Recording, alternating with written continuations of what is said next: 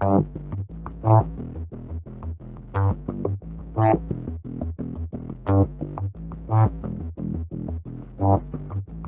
I do is listen to Drake. Don't give a fuck, cause I'm sipping that purple drink. All I do is listen to Drake. Don't give a fuck, cause I'm sipping that purple drink. Yeah, she got a booty. Damn, I'm sipping Gucci. Yeah, she got a booty.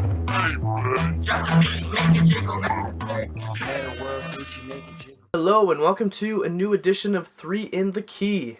Thanks for joining us today on a snowy Tuesday afternoon. I am Mean Joe, and to my right we have... Johnny on the spot. Bonjour, everybody. Alright, let's get ready to talk some basketball. So, we had the NBA All-Star Weekend pass in Toronto, and I personally thought it was a very successful event. Any initial thoughts on the All-Star Weekend? I think it was a really, really good event. And again, we're from Hamilton, Ontario. A hop, skip, and a jump away from Toronto, so I guess we're a little bit biased. But I'd like to bring to attention a tweet I made, I think 2 years ago, when the NBA All-Star Game was in Houston, and it just sucked. And I said, bring it to Toronto, and Toronto will make this game hype. And I think Toronto delivered. They did, and something that, well, I didn't get to go, and because I don't have the funds to kind of go to some of those events. No, absolutely not. Yeah. Couldn't afford it at all. But we enjoyed from the couch. But some of the takeaways that I had is a lot of players are complaining about it being cold. But I recall last year New York City was nearly just as cold as Toronto. Yeah. And then something I've heard from a lot of people in the actually Zach Lowe put it best is because everything in Toronto is so close in that compact downtown core, you didn't have to spend more than 20 minutes outside over the 4-day duration of the All-Star Game.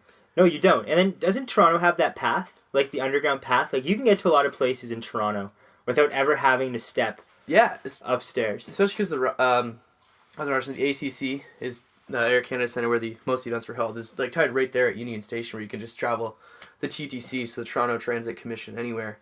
So you're kind of exactly.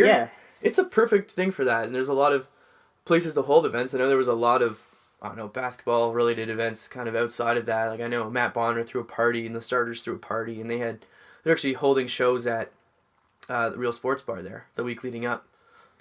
It's a live thing. It's a good thing for the city of Toronto. Great. And I think Toronto put on a good show. I think the players appreciate what Toronto did. And I also think the NBA knows and the players know, even the analysts know, like Charles Barkley, they love Toronto.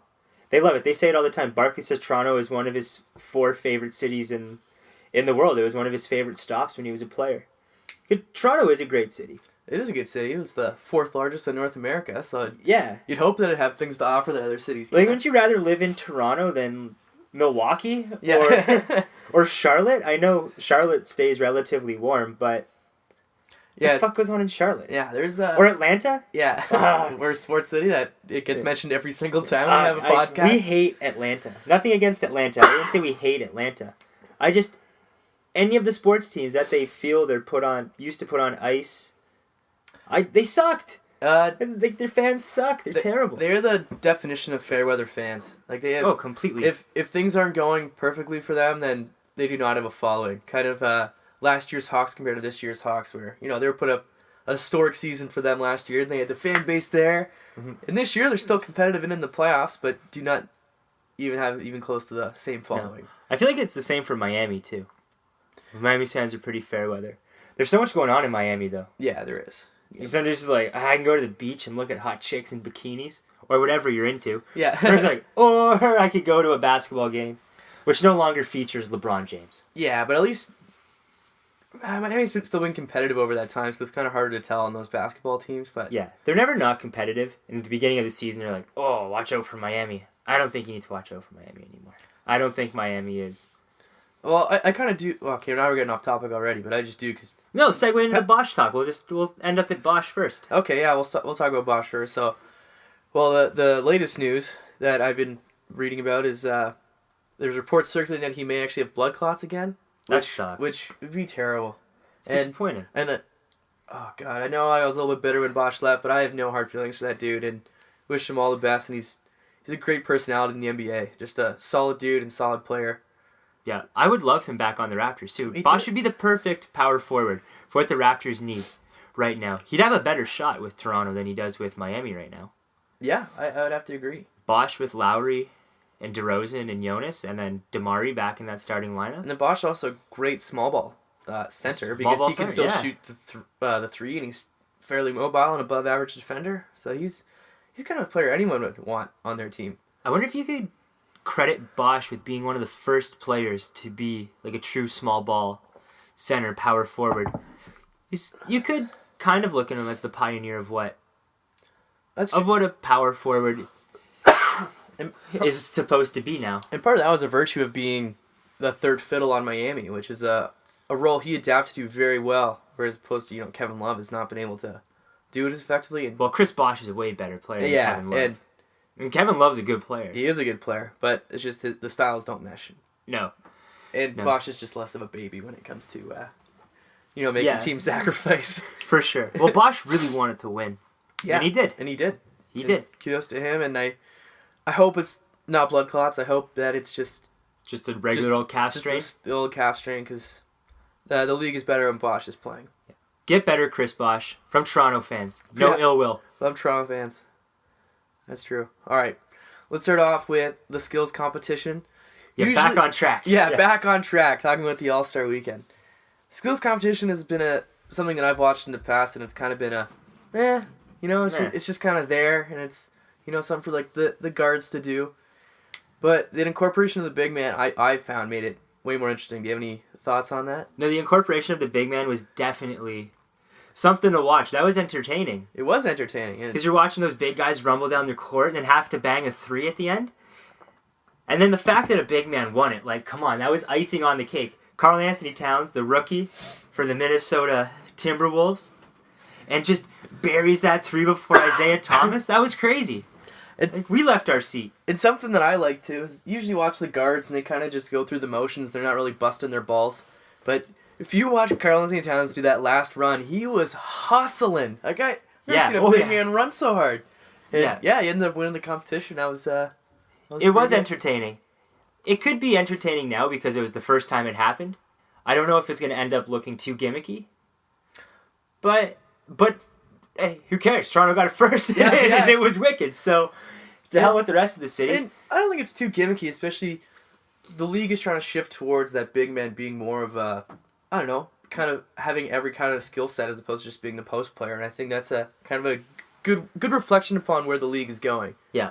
And especially because the big man won in the first year. And my favorite thing is, after Karl Anthony Towns drained that shot, all the other big men in the competition came and were celebrating with them. Well, come on, they were psyched. Yeah, man. It was. Why would you not be? It was awesome. You know what would be really funny?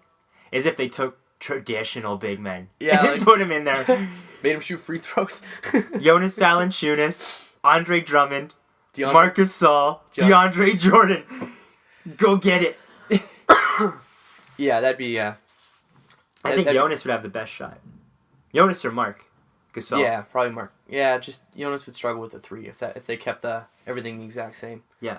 I mean, Drummond, though, would just, hit his layup and then just launch the ball from his half. Hope for the prayer. Shooting those higher percentages than he is free throws, so... Yeah.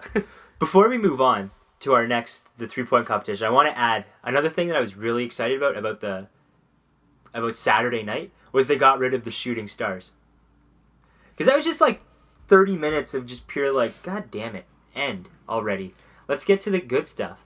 And it was good, yeah, because it did make the length of the whole All-Star Saturday was pretty much the same length as a regular NBA game. 2.5. Yeah, 2.5 hours was roughly the time. And yeah, I know. I kind of like the shooting stars, so I was just seeing Bosch out there draining half-court shots. But yeah, other than that, then I have no real desire to watch it. So that was a good move on the NBA. And they did some other good things this year. Had a really good 3-point shooting contest. The 3-point shooting contest was incredible. It was incredible. The lineup itself was crazy. Yeah. If only we can get that star power going into the dunk competition. Yeah, people just don't want to, because you can miss threes and it's kind of those are hard shots to make, but people just don't want to make an ass themselves in the dunk contest. Is what. Well, especially now, if LeBron or Paul George or any of those really superstar big names have to go against Levine and Aaron Gordon, my God, they're not going to want to do that. Come on, they would get embarrassed. let's talk about the 3-point contest. Yeah. Before we get back to the dunk contest. Yeah. Because that dunk contest was something else. It was. So, yeah, there was a good slate of players. Klay Thompson came out and hit 22. He was the first shooter, hit 22, and that kind of set the precedent for the night. And then, yeah, that's a crazy score in and of itself. Yeah, in some years, that was good enough to win. Yeah, well, that's also, we have the extra whole Moneyball rack, so scores are a bit more inflated than years past, but it's still, regardless, a great score. Something interesting that I saw was they had to do that shootout, like the 30 seconds. Yeah, because 3 guys tied at 20, so they did the 30 seconds, and I noticed that James Harden actually had his Moneyball rack at the top of the key, and he didn't get to go through all of them because you have a short amount of time. So I think in that competition you shouldn't have a Moneyball rack. I think it should just be solely based on who hits the most shots in the 30 seconds. It could have also been a really quick way to solve that tiebreaker. Like, these guys all scored 20 points, but who hit the most baskets? Yeah, okay, I get that too. Yeah, because, someone could have hit, 4 or 3 money balls, but it's only 3 shots made. Yeah, sort of thing, but a guy could have buried 6, right? Yeah, exactly. And yeah, I do agree, but it was also... But from a pure entertainment standpoint, you would rather watch the shootout, I'd rather right? watch the shootout, especially because Devin Booker came out on top, and my God, I was impressed with that guy. Yeah, man, Devin Booker's a good-looking rookie right now. He is. 13th pick of the draft, too. Yeah. He's got to be top 4 in Rookie of the Year voting. I can't think of anybody else. Okay, so Karl Anthony Towns, Kristaps Porzingis, Okafor. Booker, what other... Booker. Kind of Justice Winslow just because his defense, but his offense isn't really there. Oh, come on, we know... And that's me pulling teeth. Yeah. I'm just trying to make this a little more competitive. They're going to focus on offense. Yeah, they will. And, yeah. Yeah. Cat, Porzingis, Okafor. The only 3 rookies that you would really place before Devin Booker. At least off the top of my head, I can't think of another rookie that's doing as much damage as those 4. And to think that guy was barely cracking the floor before the Brendan Knight and Bledsoe injuries. It's kind of...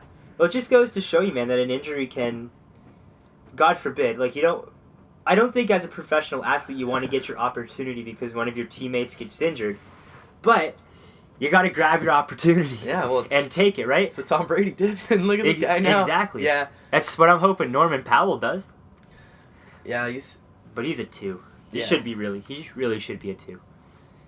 And he's killing our spacing. DeMar DeRozan, get a 3-point shot. Yeah, I know. Please get a 3-point shot. And I will have no issues paying you that max contract. Yeah, you will be. So Klay Thompson ended up winning with 27, which tied Curry's record for last year. Yeah. It was kind of cool to see the other Splash Brother win, but my favorite thing about the 3-point contest was Draymond Green going up to Steph Curry afterwards and saying, at least you didn't almost lose to Kevin Hart. Oh, man. How do you feel about Kevin Hart having an added role in the All-Star game? He drives me crazy. Yeah. But, I don't find him that funny, all the NBA stuff he does, but... At least he's a good ambassador for the game, if you want to call him that. He brings in he loves the NBA. Yeah. And he brings in I think what you're about to say is those people who aren't really into the NBA, but are kind of into the casual NBA fan who goes, oh, what's going on here? But they could be a Kevin Hart fan and just want to see Kevin Hart dicking around. And which is what he did. And I think the thing that the NBA does better than the other 4 sports leagues is it really makes its All-Star game purely about entertainment. It allows its players to have its personality and show off their style, because that's been something that's been talked about quite a bit, actually, after the All-Star game, is what have these players been wearing? They want to know their style. I think basketball, the culture surrounding basketball is so far-reaching, unlike, I think, many other of the pro sports. Basketball is ingrained in fashion and hip-hop and street culture. I think... basketball, I think that's what makes it universal too. God, I love this game. Yeah, me too. The guy's name is I can't think right now, but a football player actually came out and said the NFL could learn a lot of things from the NBA and the way they let their players have personalities. And speaking of personalities, I don't know, I occasionally watch some hockey and I hear the interviews after, we gotta dump and chase, we gotta play harder on the puck, and everything is there's just a formula they spit out. Kind of the same responses for everything, and I can't stand that. That's because hockey, man, is just those good old boys. Yeah. We're just the good old boys playing a game, good Canadian boys. And like, you can still have a personality. Like, name like 3 hockey players that you know are playing right now that have a personality. PK Subban. Yeah, people hate him. Alexander Ovechkin. Yeah, but they could hate him for other reasons, which Yeah, I'm not going to dive into yeah. and say flat out. Yeah. Subban. Alex Ovechkin has a personality. And I'd say coaches have more personality than most of the players. Yeah, like That's just Quenneville or Waugh. Yeah, just because they get pissed off. Oh, and Roberto Luongo. Yeah, That guy, he's funny. that guy's Twitter gold. Okay, let's stop talking about hockey because, yeah, frankly, I don't this care is, to. This is a basketball podcast. But But you know what? This is what we do here on 3 in the Key. It's completely unvetted. I mean, we have like a little bit of talking points, but we also aren't afraid of a tangent here, so Nope. Please excuse us. Let's get this ship righted here. Yep. So, the last thing I want to talk about the All-Star game was the epic dunk-off that we saw between Oh my god. Aaron Gordon and Oh Zach my LaVine. god. It Yeah. was so good. The dunk contest. It's back! It's back! It got hit with the things that you... So when someone is having a heart attack and you hit it on their chest... the AED machine. Yeah, I got hit with one of those. It was given mouth to mouth. Yeah, Yeah, resuscitated. It is back, though. I mean, yeah, it's back. That dunk contest was unbelievable. Because like there hasn't been a dunk contest that good in my lifetime. Vince Carter's was still primo for me. But Jason Richardson had like a few good years. And then it was like 2005 until like now. It's like, I can't remember. I know Dwight and Nate Robinson won, but like their stuff wasn't that impressive. It was too gimmicky for me, which I think Oh, yeah. the dunk contest has done a really good job of getting away from. Away from the props. Away from the props and the gimmicks. And like Aaron Gordon kind of had props of bringing out the mascot on a funky duck or whatever it's called. But Yeah. it didn't take away from the dunk itself. No. Well, the only thing that like you could potentially say is like that's gimmicky is like the guy was in a mascot costume. Yeah. But Aaron Gordon plays for Orlando. He used his Orlando mascot. And if he wasn't in a mascot outfit, he would just be a chooch. Standing there. Just yeah. standing there. Which nobody would be like, oh, you're using props. Yeah. It makes it more impressive if he jumped over that mascot. Yeah, that guy's huge. That guy's big. That's true. Extra couple inches off the top of the head from that big dome of his. Yeah. Like, that guy was like, when they were standing beside Aaron Gordon, like, the height differential wasn't that off. Like, that mascot was pretty big. Yeah, and Aaron Gordon busted out the greatest dunk I've ever seen, where the mascot was standing kind of just by the rim, holding the ball in his head, and he kind of like a high jump over him, tucked the ball under his legs, and bam, first try. It was incredible. Like, we were watching it together, and we were hitting each other like, oh my god, did you see that? We were a little bit drunk. But Yeah, regardless. it was amazing. It was amazing. In his first one, like between the legs over the mascot's head, that was crazy. The spinning one, oh my god. He had the 3 best dunks in the competition. For sure. Yeah, but the judges are obsessed with the free throw line ever since. The judges have a hard-on for the free throw line. And I admit, it looks cool. It doesn't look as hard as jumping over someone. No. Oh, Zach LaVine looked like a bird out there. You can't take away from Zach LaVine put on a show too. Like that guy can fly, and his dunks were incredibly impressive. But man, oh man, I know. A lot of people were saying, myself included, that Gordon got snubbed, but regardless, we all won from that competition. oh completely. And Gordon won too, and there's talks of him getting endorsements now because of that. As his agent came out and said that people have been in contacts with him about it. Yeah. So at least it's paying off in other ways for him. And who really gives a shit who wins the dunk contest? No, exactly. It's not. If you're complaining about that dunk contest, who won, who shouldn't have won, I don't know what's wrong with you. Like, go get hugged by a family member or a girlfriend or something, man. Because you need to relax. Yeah. Because if you watch that and then you were not happy at the end, like, what more do you want? Yeah. It was a wicked competition. Yeah, Gordon's last dunk, like the one where like he cocked it behind his head, then between the legs, then reversed it. That dunk was incredible. That's the first real double pump I've ever seen. Yeah, that dunk was sick. Should it have gotten a 50? It didn't get a 50. It didn't. I said, okay. Should it have gotten a 50? Probably. I'd be okay if it didn't get a 50. Because then, like, Zach LaVine's was just like, different thing that he's already done. I don't know. Yeah. Between the legs again. Yeah. So I would say the biggest gimmicky thing of the dunk contest is the voting. Like the way they have to rank the votes, score to 50. Like I'd say that's the biggest gimmick. Yeah. There should be a few. I like this year's dunk contest format a lot. It was a good format. Yeah, 3 tries. 3 tries, 2 dunks by the 4 participants, and then 2 dunks by the... Yeah, the two guys who move on to the championship round. Yeah. Cool with that. I think the judges should have... You should have that vote out of 50, but each judge should have like a... An 11? Yeah, like an 11, like that was crazy, or like the judge should have like 5 points because that dunk was like amazing and that's my favorite dunk of the competition. If you had like that sort of vote at the end too, like if there was a tie, like I don't see how Aaron Gordon could have not won. Yeah, and like I had an idea where instead of actually handing out scores for the dunks, they would the judges would just, there's 5 of them and they just have to say who won that, like Aaron Gordon or Zach LaVine, like regardless of score. Which would have been good because I wanted Aaron Gordon to win. But that would have been terrible because we wouldn't have seen those extra 2 dunks from both the guys. So it's your give and take. Or it's kind of nice that they tied, and that they could actually have those couple extra dunks we got to see. Part of the reason the competition was so great.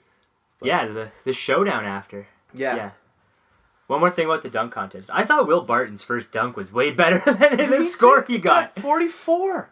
And he did like a 180 between the legs, like reverse 2-hand jam. First try. And then I thought he had probably the most impressive dunk of the first round. Yeah, the judges were kind of they wanted LaVine to. They were just waiting for him to come out. Yeah. So it kind of, I don't know. I don't know how to play. They kind of, there was a little bias going into it, which kind of started to go away once Aaron Gordon started throwing down some monsters. But yeah, they were kind of predisposed to vote for him. Yeah, and the TNT guys are getting mean. Yeah, they were.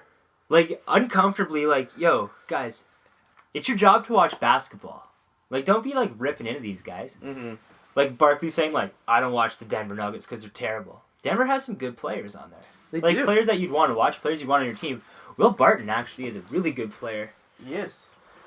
And then, like, if you're watching Zach LaVine, he's on a terrible team.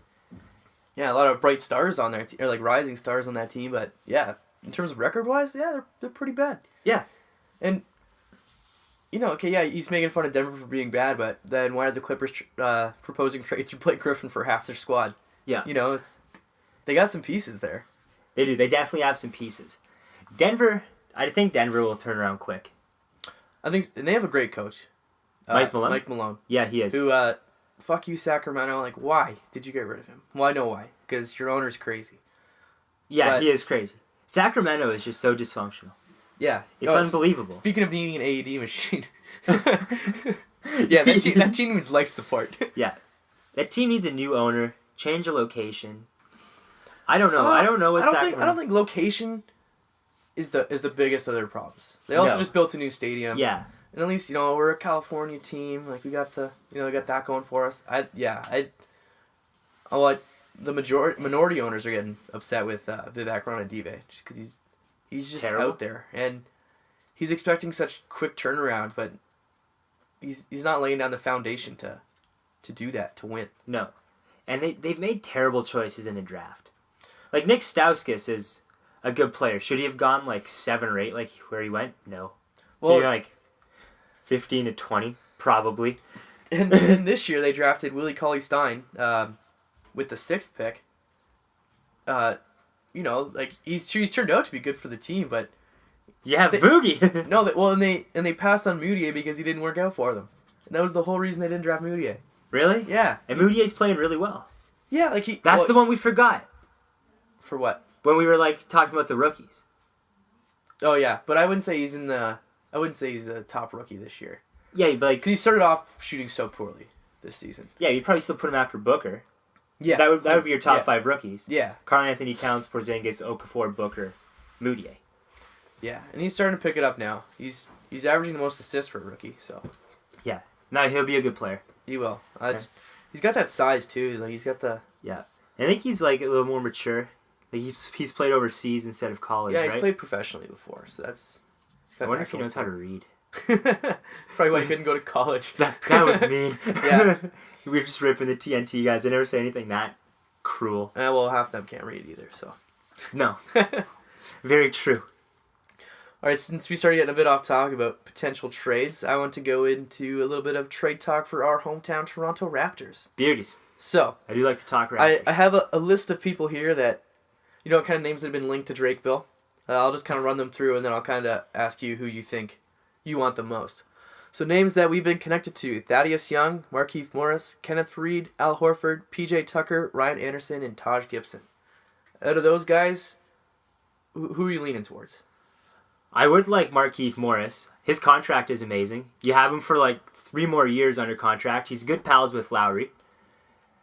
I've heard, though, that the Raptors are no longer looking into him. Yeah, there was a Woj report 20 minutes before we started recording this. A Woj bomb. Woj bomb. And he's usually pretty accurate, so... But also, the Raptors run a tight ship. This could be like some reverse psychology type of tactic from Masai. Yeah, true. We're gonna go for Markieff Morris. I was rolling my eyes there, like giving the shifty eyes. We'll see. I think Morris would be the best option because you have him under contract for a while. Yeah, and he does kind of fit exactly what we need. We need a 4. Yeah. Like, Louis Scola's done pretty well there, but he's gonna get roasted against any player faster than him. Scola needs to be putting in 10 to 15. Yeah. I've been saying that. I think I said that the last time we podcasted. I said it when we first got him. Yeah. Scola at 10 to 15 minutes a game in the right matchups, completely A-okay with. Yeah, and I wouldn't even mind if we got Morris and started Scola, just because he's one of our strongest starters in the first quarter. Yeah, Like I don't think... No, but I don't Markieff think you wouldn't could want start No. Scola. I think you need to. I think if you got Markieff Morris, you would need to toss him right in there. But because you have 30 games left, you would need to... That's true. You need to get him some reps with the big dogs. starters. Yeah. Because come playoff time, you can't start Scola. I'm sorry. Like, you can't have Scola. Yeah, it's true. We'll get Starting for you. roasted. Especially if the playoffs started today, we'd be facing the Chicago Bulls, and that scares the hell out of me. Yeah, oh man. Like, Chicago is our Achilles heel right now. God. It's kind of like Charlotte was for the longest time. Yeah. Like, yeah, remember that goal we just couldn't beat Charlotte? And you're like, why the hell are the Hornets beating us? And it was just really frustrating. Chicago's that team. We need to beat Chicago. Especially, like, both of the Toronto losses to them this year have been, like, they were Toronto's games to lose, and they did. Yes. Both of them. Pretty badly. Chicago. I think we're scared of Chicago, man. Yeah, I don't know. We are. Well, that one game, it took, like, a 50-point effort from Jimmy Butler, which was just insane. Yeah. It wasn't that the defense was bad. He was just making every single shot. Yeah, that's like when Kobe went on for 81 on us. Or Yeah. 82. And something, a common thing between us, we refuse to double team those guys. Yeah, I'm not going to get started. Casey's been winning way too much for me to bitch about Dwayne Casey. Yeah, it's true. Yeah, my only beef with Casey still is those late game situations. We still just rely way too much on ISO ball. But Yeah, agreed. And I'd like to see our rookies play a little bit more. I think Lowry and DeRozan's minutes should... Like, they're hovering around like 38. If you can knock 4 minutes off of that somewhere, that'd be pretty cool. How do you do it? I think it just means, like, your team needs to have a... It needs that killer instinct earlier and, like, consistently throughout the game. So in the last, like, 6 minutes of a game, you can be like, all right, you guys can come to the bench. Yeah, it just... I think he's tried that a few times. The last game I remember was our win in Detroit, and we were up, I think, 15, and then we put our secondary guys in, and they brought it right back, and we had to pull our starters back in the game. So they just, I don't know what we got to do. Maybe play, I don't know, kind of mix and match some of the starters with those young guns, just keep us afloat. Well, I think our best lineup has been Lowry, Ross, Lowry, Joseph, Ross, Bismack? Patterson, and Bismack. And they just put up points on the other team. They play really good defense. And they're just athletic and they get after you. And that lineup has some shooting on it now. Mm-hmm. So you have 3 players. 3.5. Corey Joe can knock down a 3 sometimes. Yeah, he's just such a dribble threat that you can kind of... No, it's true. But I think that's been our best lineup. Sorry, back to trade talk. Yeah, Thad Young? Yeah, I was going to say Thaddeus Young because he's had a lot of traction. I saw something on, was it Sportsnet today that there's been a lot of traction building for Thad Young. We're talking about sending Delon Wright, so our first-round draft pick from last year, Patrick Patterson, and one of our first-round picks. That seems like a little much. It does seem like a lot. How are we getting fleeced by a team that doesn't have a GM? I don't know. Yeah, I'm not sure either, unless like they really value Thad Young that much. But I think Thad Young, a good player. Don't get me wrong, I don't think Thad Young's bad. I wouldn't... If Thad Young was a Raptor, I wouldn't mind at all. I just think that package is too much to give up. Yeah, I don't want to sell the farm for Thaddeus Young. If you somehow kept Patterson, though, and gave them, I don't know, Luis, and then gave them Dellin and say our first round pick, hey, sure. Yeah. Sure, why not? Yeah, I'd be reluctant to part with that, especially the Knicks pick. No, we're not giving them... If we send the Knicks pick I'd be for pissed. Thad Young, yeah. Masai, you got some explaining to do. Yeah. But if it's our pick, yeah. that's fine. It's going to be late again. And really, Brooklyn should not be complaining about anything. No, if Brooklyn gets back into the first round, then good for them. Yeah. Who's next on the list? Kenneth Faried? Again, I like Faried. I don't want Faried. I don't. There's too many holes in his game for what we need, and no. Yeah. Just no. It's a no for me, dog. Yeah, Faried and Bismack have very similar games. Except Bismack's better at defense. Better at defense, but they just both bring energy. Faried is more polished offensively, of course. But, I don't know. I think Faried is just a slightly better offensive option than Bismack. And he makes more money. I'm out on Faried. I'm also out on Faried. I do like Faried, though. Yeah. Actually, none of these players I dislike at all. And if they became Raptors by any other way other than us, like, really trading for them, yeah. or like giving up really good pieces for them, yeah. so be it. But yeah, for what we need in our starting lineup right now, we need a 3-point shooting 4. Which brings us to Al Horford, who's... I don't see the Raps getting him just because Boston has way too many things they can give up. Yeah, I don't way think... better things, but he's been connected to us. I think if Boston really wants to get Al Horford, I think there's no one in the way that could top a Boston package for Al Horford. No. There's no way. Boston has way too many trade assets. They have an embarrassment of riches. It's crazy what Boston has, like 3 of... They have 3 first-round picks this year. So they have theirs. Dallas is assuming they don't come. Like, it's top 7 protected, and then Brooklyn unprotected. Yeah. So that's... Boston could draft first overall. Yeah, assuming... Yeah, everything... The balls bounce right. Yeah. I mean, but we all know Cleveland's going to win. Yeah, somehow. Yeah. Rigged. Yeah. That would be nuts. Or the Lakers. Fuck. Al Horford would be perfect. I would take Horford. Yeah, me too.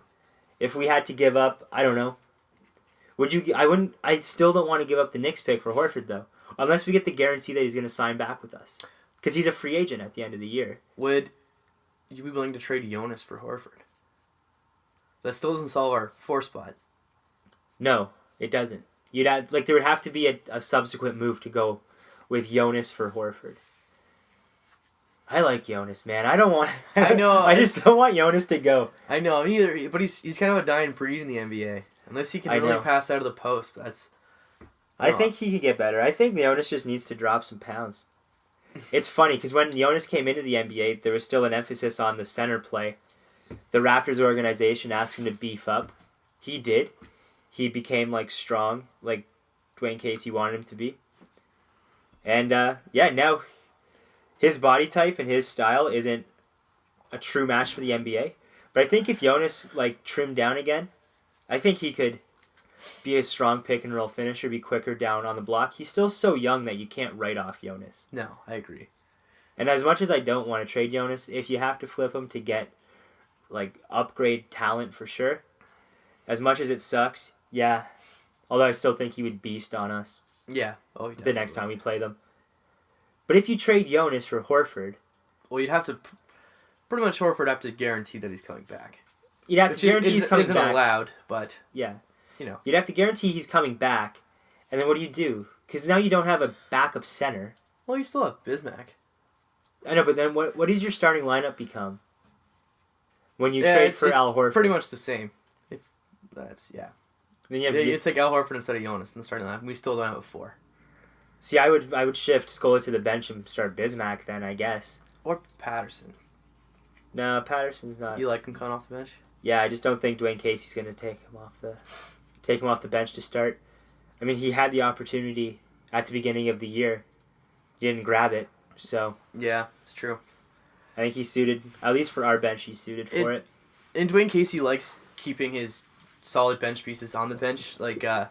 So DeMario Carroll went down and James Johnson was starting, so he was a bench guy.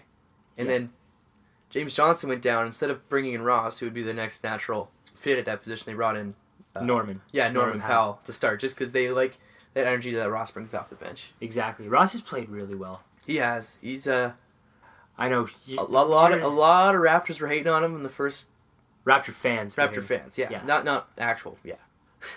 I know, but he's playing really well. He has. Go Ross, go. He's doing exactly what we want him to. A little bit of 3, a little bit of D. Yep. A little bit of salt and pepper in between. Yeah. PJ Tucker? I think PJ Tucker, if we trade for him, that's strictly a reaction to DeMario Carroll and James Johnson being out. 100%. I also don't see us getting him unless it's like a package deal with Markieff. Yeah, no, for sure. Because probably the best bang for our buck to combo those if we were going to trade some pieces. Yeah. So I don't really see that happening if Woj is right and that the Raptors no longer interested in Keefe. I don't see it happening. But yeah, it is 100% reactionary too. And then if we got PJ Tucker, it's because like these guys are injured. But I also don't think James Johnson is going to be re-signing with us next year. No. And he's another player I just know he's going to come back and just eat us alive.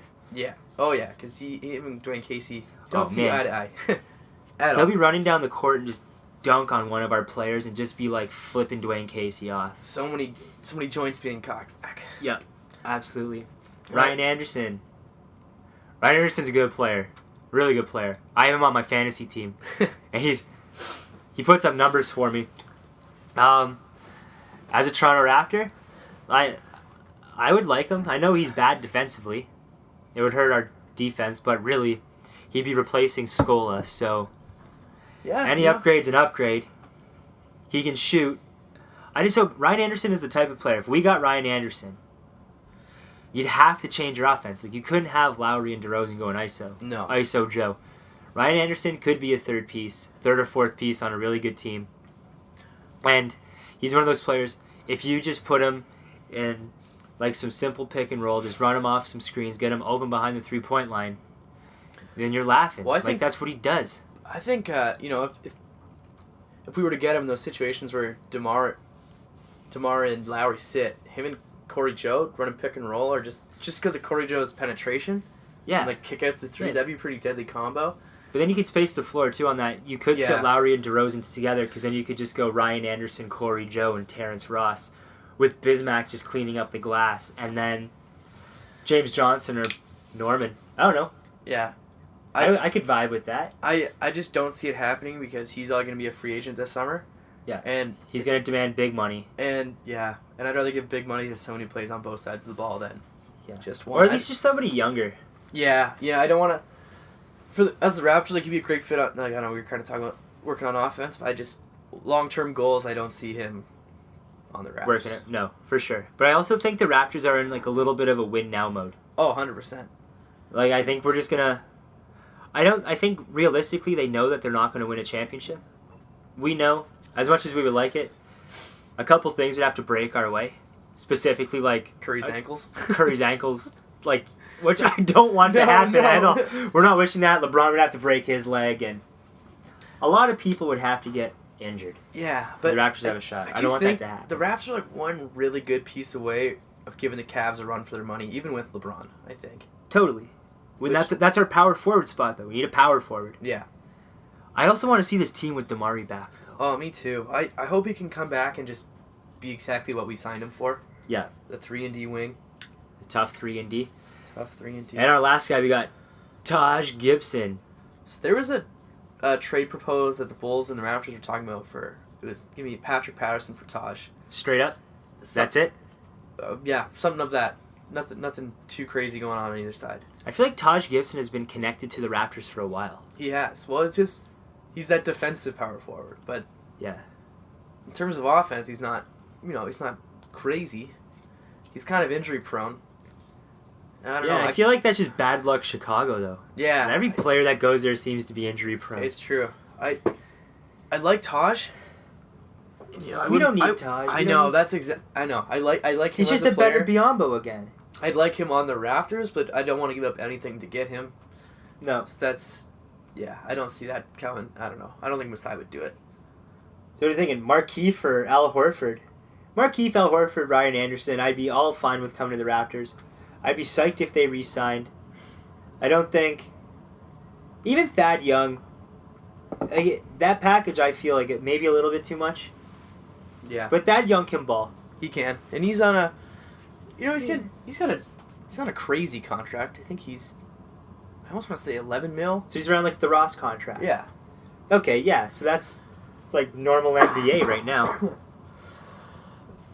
Sorry, me and Joe's under the weather a little bit. Yeah, I got a take a cough pretty break. wicked cough, so I apologize if you guys could all hear that throughout the whole pod. So we know we need a power forward. A name that we're not connected to, but I would love to see us connected to is Danilo Gallinari. I think it's just because we're half Italian. We need another Italian on the team.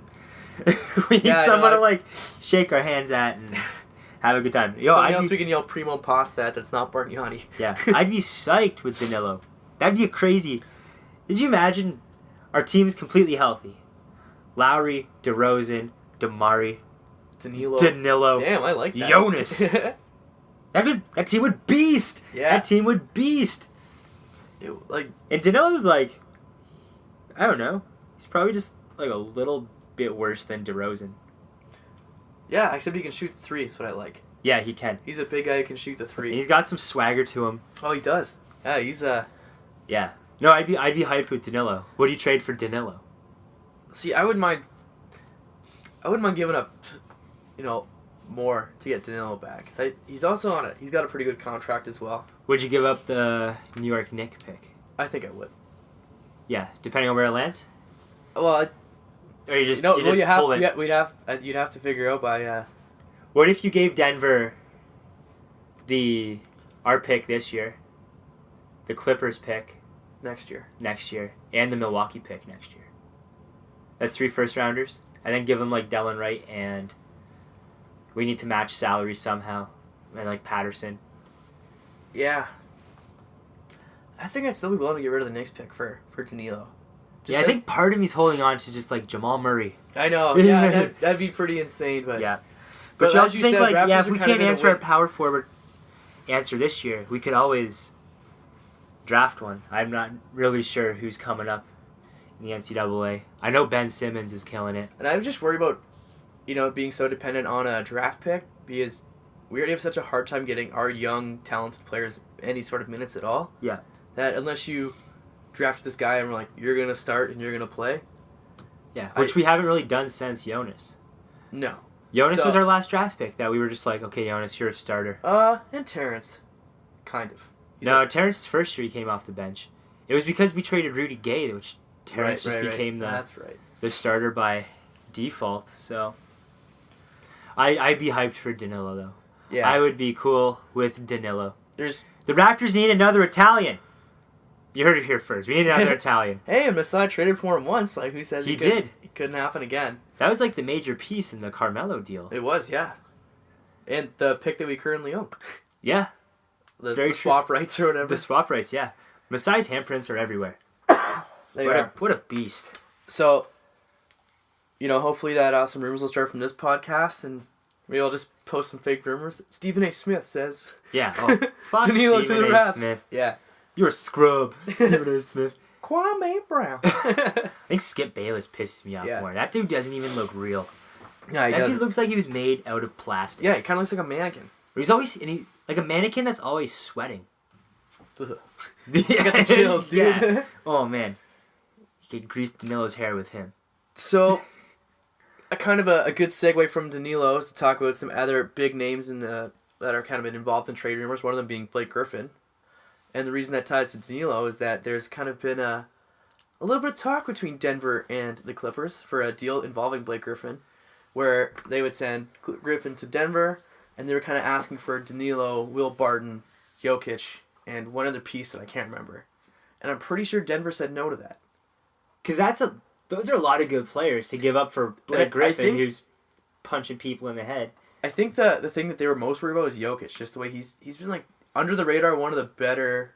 I don't know if he's a rookie or not, but he's been one of the better like under the radar young guys. They have two guys with like really similar names. Yeah. They have Jokic and like Nurkic. Yeah. Like I think two Serbians though. Two really good Serbians. Yeah. But Jokic hasn't been able to play because he just keeps getting hurt. Yeah. Unfortunately, because he's also got some swagger on him. He does. Yeah, that's a lot to give up for Blake Griffin, who I know is a really good player. He's like your second tier of NBA player. You have your superstars, which you have only a handful of. I would argue Steph, Durant, LeBron, Westbrook. And then like fading out is like Chris Paul a little bit and Fading in Kawhi Leonard. Yeah, I don't think Kawhi has the personality to ever be considered a true NBA superstar. Yeah, that's true. He lets his game talk for himself, but all those other guys that we just shouted out, they have Personality. charisma. Yeah. Yeah, kind of like we talked about at the beginning of the Yeah, cast. exactly. Blake Griffin, yeah, he's a really good player. Do I think you can win a championship with Blake Griffin as your best player? I don't think so. I don't think you can. I think Blake needs somebody else to ball with him. Well, he's got Chris Paul. That hasn't worked out Well, the greatest. I know, but he's also stuck beside DeAndre Jordan. Yeah, no spacing whatsoever. At all. Like, if you made Blake your small ball 5, then that's Yeah. pretty good. The only problem is, like, He's got to play fives on defense. exactly, which I think he's strong enough to do, but then it just takes away from his offense after that. See, he would need a player like Chris Bosh around him. Where Yeah. Chris Bosh can kind of... It always comes back to Chris Bosh, guys. Chris Bosh is so good. But just, if they had a 5 who could space the floor like that, kind of like, almost like a Channing Frye as well.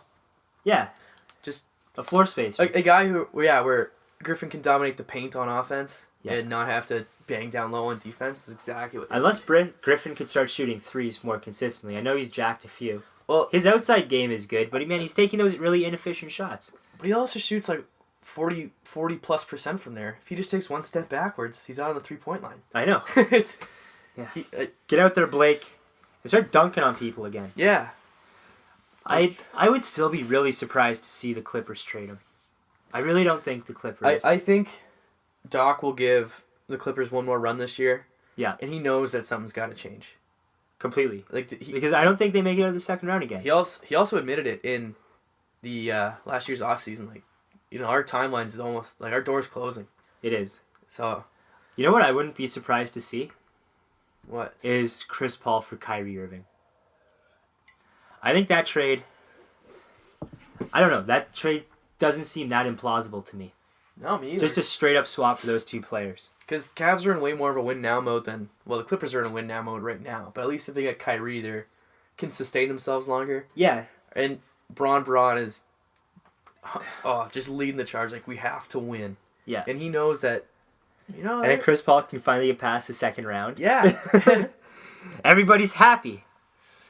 Who else is on this this list? We already talked about Al Horford. Yeah. I think Al Horford to Boston.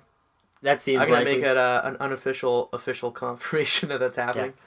This is my official opinion on the stance. Yes. Al Horford to Boston. Other names: Hassan Whiteside. As long as Dwight Howard, they've been linked. They've been linked. It's because Miami doesn't think they're gonna have the room to sign him back. Hassan Whiteside next year. Yeah. Because they only have like partial bird rights. So they can't actually sign him to. They can't sign over cap space because they don't have all the bird rights. Oh, okay. That's how it works. Hussein for Dwight, eh? Yeah, something along that line. There's also been talks of like a 3-way kind of trade that's involving Atlanta as well. That it was something like Dwight would go to Atlanta, Horford would go to the Heat, and then Hussein would go to... Yeah.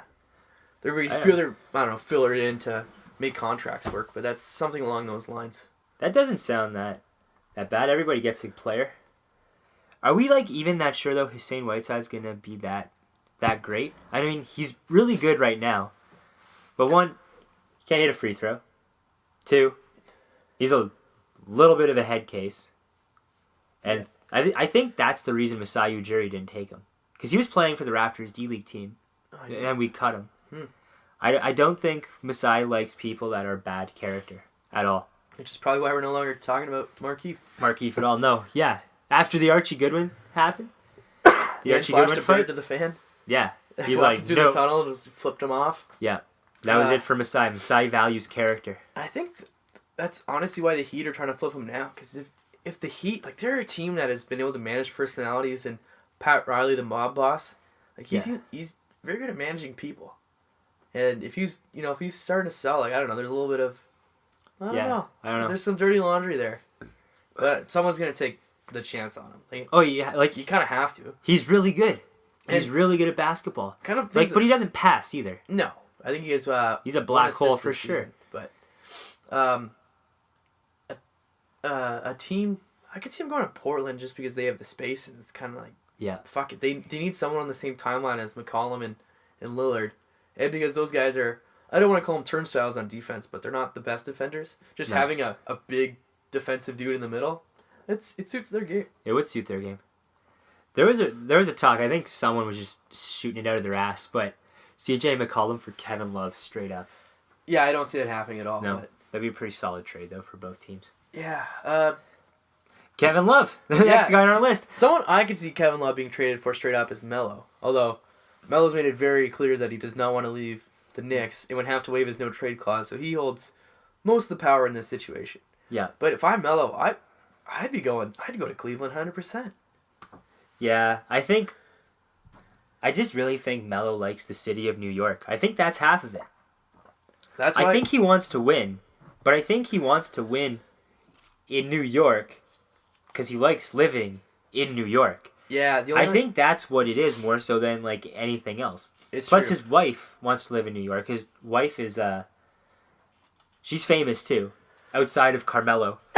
Yeah, Lala. Yeah, so I think she just wants that big city life too. Yeah, whereas I don't know, I could see LA being a potential landing spot for him just because of that, but but they got nothing. Melo should never Carmelo really appreciates a shower. You can't have that in LA right now. Yeah. I don't know if that's true or not, but no, he's got money. I've just been joking about the water situation in California. Just a damn shame, but yeah, climate change. Anyway, climate change. Yeah. Is it? I'm expecting a big day on Thursday. Just the trade deadline. I am too. I'm psyched for Thursday, and so Thursday's coming up quick. Let's wrap this up here, Joe. Okay. 30 games left for the Raptors. You predicted 50 wins for the team. I did. The last podcast we had, I predicted 50 wins. And how are you feeling now? I'm feeling fucking great. They need to win. They need to win they need to go 500 the rest of the season. They have 30 games left, so they've played 52, and they have 35 wins. Okay. So if they go 15 for 15, or I don't know, win 15 games out of 30, we beat the franchise record for wins. Yeah, seems really plausible. I think I'm in the boat too. Do I think we continue to roll like we've been rolling now? No, I don't. But I don't think we're going to slow down completely to the point where you have to panic like it was last year, where we got out to like such a hot start for the first half and then we kind of sputtered and played 500 the rest of the way. But I think the Raptors like down the stretch are going to go like they're going to like win 4, lose 1 or 2. Win 4, lose 1 or 2. I think that's a sign of a good NBA team. If you can win consistently, then you're good. I think the Raptors need to make a trade though. I think to bolster for this playoff push. This is the most noise I've ever heard Masai make at a trade deadline. Yeah. So there's some rumblings. We're in that the win now dilemma. And I think they're going to do something. We're kind of in a weird win now dilemma, though. Because our core players, like Lowry's 30 now. DeRozan is up for free agency. Yeah, his the third contract, which is typically a year. So our win now is now, but if shit for some reason hits the fan, I don't think the Raptors are in terrible shape to rebuild really quickly and still be competitive. Especially because Well, I think All-Star Weekend helped, but just people noticing how Toronto's actually a good basketball city, and they just got that new practice facility with like tons of state-of-the-art stats equipment and just workout equipment. In a barbershop. And then we bought a D-League team. I think it's like shows that we're committed to our team, which is, I'm hoping that that'll have a little bit of push in off-season signings. I hope so too. I also think Kevin Durant is going to be a Toronto Raptor. Yeah. Yeah. I sure hope so. That would be amazing. I would take Durant over Danilo. Yeah. I don't know, man. I don't know. We'll trade for Danilo, and then we'll let DeMar walk and sign Durant, and then we'll have Lowry, Danilo, Carroll, and Jonas start for us. Which none of those work together because they all play similar positions. Durant doesn't like playing power forward. No, he'd be your 3. And then do it, shift. Danilo to your 2, and no, do whatever. Carroll, anyway, that's just Danilo crazy guards the hypothetical. 4. Damari Plays 2? No, Damari just guards the better of like the 2 or the 3. Yeah, better wing. Yeah, and Durant just Does what he wants. exactly because he's fucking Kevin Durant, and he'd be a fucking superstar in Canada. He would. But I think we should sign off before we make any other crazy acquisitions. If Kevin Durant became a Toronto Raptor, man, his dick would never not be getting sucked. And I'm not talking like female mouth to his genitals. I'm talking like just everybody sucking Kevin Durant's dick. Kind of like the Vince Carter days. Yeah, oh, completely. Completely. All right, guys. Thanks for listening. Yep. Hopefully I'll have another podcast out after the trade deadline day, so be aware, be ready, and yep, enjoy the deadline. Stay safe, everybody.